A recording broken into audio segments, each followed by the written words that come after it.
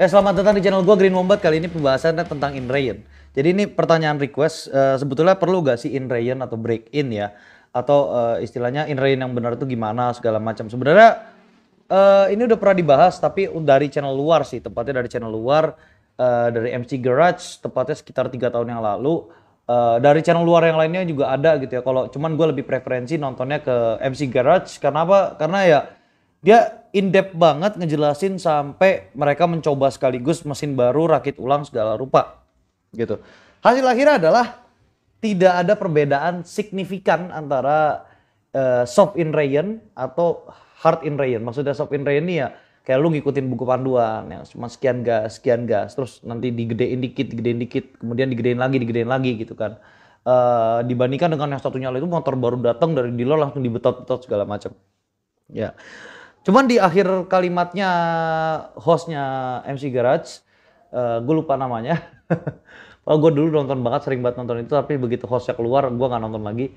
Tapi channelnya masih bagus gitu ya. Jadi kalimat terakhirnya adalah setiap motor itu berbeda gitu ya. Kebetulan mereka pakai Honda, kalau nggak salah CB 300 ya. Kalau nggak salah CBR 300, kalau nggak salah.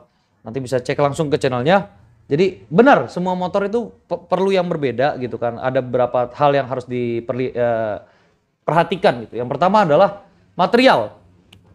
Ya. Material pistonnya nih apa? Ada yang casting, ada yang hyper casting, kemudian ada yang forged piston gitu. Ada juga material linear dan lain sebagainya gitu kan. Jadi semuanya beda-beda gitu loh. Dan kalau misalnya kalian perhatikan dengan jelas juga, ini gue kebetulan ada silinder bloknya Pulsar 200 NS, semoga kelihatan ya di kamera. Kalau misalnya dia itu dalamnya ini kayak ada guratan-guratan gitu loh. Jadi kelihatan nggak ya? Semoga kelihatan sih. Jadi kayak ada guratan-guratan gitu. Jadi mereka itu nggak sepenuhnya halus ya di sini gitu kan. Ini buat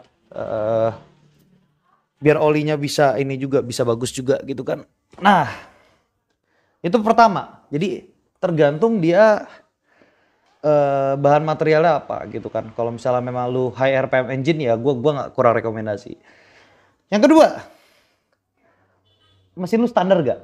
Gitu. Jadi kita di sini nggak memungkiri ya antara motor-motor yang dari buatan pabrik gitu ya kayak Yamaha, Honda, segala macam gitu ya.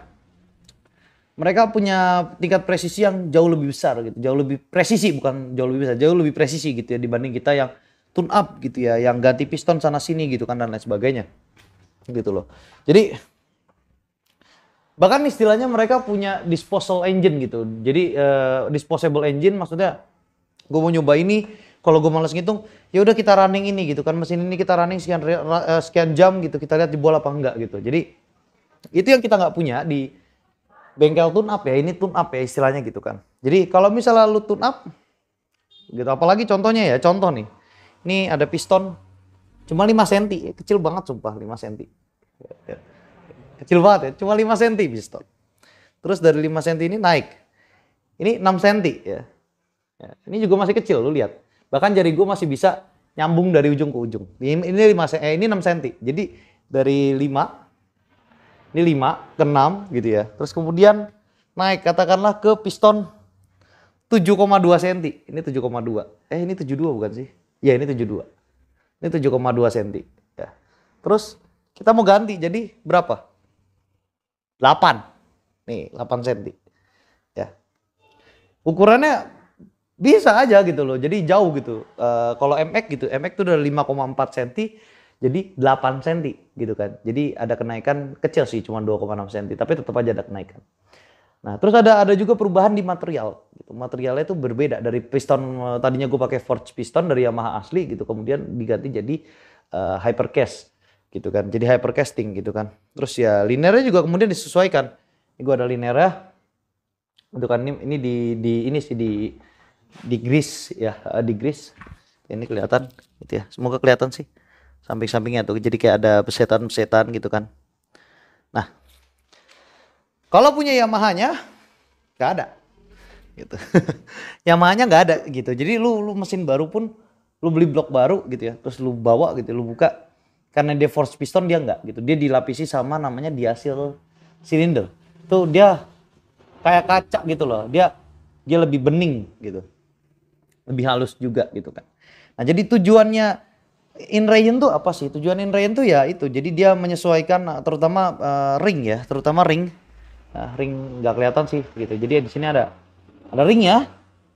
Ada ring ya. Jadi menyesuaikan ring biar dia tetap sealing gitu ya. Jadi pas piston itu masuk di dalam liner kayak gini, dia bener-bener ngunci. Gitu. Ini kekunci karena ini nggak dioliin ya. Ini ngunci. Ini kalau misalnya nggak dioliin, terus gue paksa maju mundur ya. Ini baret gitu. Ini baret, pistonnya baret, linernya juga baret gitu. Makanya didiemin aja kayak gini. Kalau misalnya ini dioliin dikit gitu. Ya. Jadi tujuannya inrayon itu sama juga fitting ke liner gitu. Karena ringnya ini kan dia nggak cuman bergerak apa ya intinya bergerak sih, dia bergerak, tapi dia pasti nanti ada titik gitu kan, ada titik di mana dia akan berhenti bergerak gitu kan. Jadi nanti ya istilahnya muter lah ya, ringnya muter gitu kan. Nah terus dia memuai gitu kan, muai segala macam. Nah ring ini yang fungsinya mengunci sealing gitu. Jadi tekanan dalam mesin itu dari chamber, ini kan chamber gitu ya, dari atas ini dia nggak turun ke mesin bagian bawah gitu. Jadi dari ledakan itu kalau terjadi di daerah sini gitu, dia nggak akan tembus ke bagian bawah gitu ya. Gitu. Jadi itu inrayon gitu. Jadi kalau ditanya perlu apa enggak sih inrayon apa enggak, ya jelas perlu. Terus kalau misalnya inrayonnya perlu nggak sih yang betot-betotan segala macam. Nah, kalau lu pakainya mesin casting, ya mesin casting dengan liner yang cukup baik dan dia ada pelumasan di liner, sebenarnya tidak akan ada perbedaan jauh ya. Tidak akan ada perbedaan yang signifikan. Gitu. Tapi tetap disarankan lu inrayonnya santai. Gitu. Kenapa? Karena gini loh. Saat lu tune up, saat mesin lu bore up, lu stroke up ya. Itu gak cuman lu ngerayon gitu, gak cuman ngerayon tapi lu lihat apa sih kekurangan dari mesin yang lu bikin. Sebagai contoh kemarin ya pas NMAX gitu ya, kita ada kerjaan NMAX, dia piston 6 cm dengan langkah jadi 6,2 cm. Gitu, jadi 6,2 cm. Semuanya dirubah gitu kan. Terus ditambah kita pakai polyquad cylinder head. Itu pertama kali kita pakai polyquad cylinder head. Walaupun memang perhitungan gua ada gitu ya, tapi sedikit perdebatan dengan head of mekanik gua gitu kan. Akhirnya ya udah gitu, kita pakai inrayon yang sebentar-sebentar dan kelihatan bahwa dia ada detonasi di RPM 4000 gitu loh. Artinya tekanan dalam mesinnya di RPM 4000 itu ketinggian. Ya. Jadi masa break-in sendiri itu juga kita lihat gitu. Kita buat ngelihat ini apa sih yang kurang dari motor ini. Karena kalau misalnya dia kekurangannya ada dan ketahuan Pak saat di RPM rendah, itu pasti dia akan lebih cepat ditanggapi gitu dan tanpa menyebabkan kerusakan yang lebih banyak gitu loh. Karena kalau misalnya kemarin kita paksakan dan langsung aja gebar-geber sana sini gitu kan, dia bisa jadi malah pecah pistonnya bahkan jebol gitu loh. Ya, jadi masa rayon sendiri penting gitu loh. Makanya kalau gue pribadi ya dalam fase tune up, gue mewajibkan inrayon itu ada di sini. Kalau kebetulan gue banyakkan proyekan sama GRT ya. Gue ada proyek pribadi tapi gue kebanyakan sama GRT. Jadi gue mewajibkan untuk semua orang yang datang ke sini gitu buat tune up kayak bore up, stroke up ya inrayonnya di sini. Lama ya udah lama resiko gitu loh. Gua nggak mau memburu-buru gitu kan.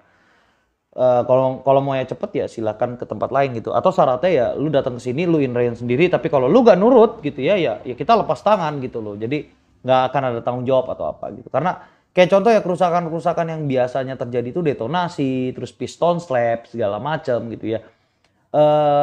Itu biasanya akan ada tandanya saat dia mulai RPM bawah gitu. Jadi 4000, 5000 itu dia ada tanda-tandanya gitu. Cuman dia tidak sampai merusak mesin itu, apalagi sampai membuat mesin itu malfunction atau tidak bisa berfungsi kayak jebol segala macam. Tapi sekalinya dibetot sampai RPM tinggi dia jebol gitu loh. Jadi makanya gue bilang inrayon yang di GRT gimana ya. Inrayon yang di GRT kemarin berapa jam sih Vi? 1 jam 8 kali ya? 30 menit kali. Yang awalnya gimana kemarin tuh? 500 kilo kan? 500 kilo itu kan dipecah kan? Jadi 48 kali ya? 48 kali itu mesin nyala selama 1 jam di kecepatan di RPM 2000. Di RPM 2000 tuh 48 bener. Di RPM 2000 tuh 48. Ya, jadi mesin tuh nyala station di RPM 2000 48 kali selama satu sesi itu 1 jam, ya kan. Nah, terus kemudian dia nyala di 4000 RPM itu di 24 kali ya kan selama 1 jam gitu. Jadi satu jam per sesi ya, per sesi itu 1 jam 24 kali. Jadi nggak terus-terusan, nggak 24 jam mesin itu dinyalain terus-terusan, nggak gitu loh. Jadi 2000 sekian sekian jam, terus kemudian 4000 sekian jam, tapi itu dijeda. Jadi masing-masing jeda itu kalau 30 menit ya jeda 30 menit gitu. Kalau 1 jam ya jeda 1 jam gitu loh. Jadi mesinnya nggak terus-terusan nyala gitu. Jadi nyala mati gitu. Itu selama beberapa hari gitu loh. Jadi makanya proses break-innya juga lama. Itu sama aja kayak kita ngebawa motor itu kemana-mana. Cuman karena kita di GRT kita punya motor masing-masing dan tidak mungkin bisa gitu kita memenuhi ekspektasi 1.500 km dalam waktu kurang dari 1 bulan. eh Ya udah caranya seperti itu gitu. Efisiennya seperti itu. Gitu loh. Jadi paling itu dulu bahasan dari gue tentang in rain atau break in, terserah lu mau ngomong gimana. Green Wombat out.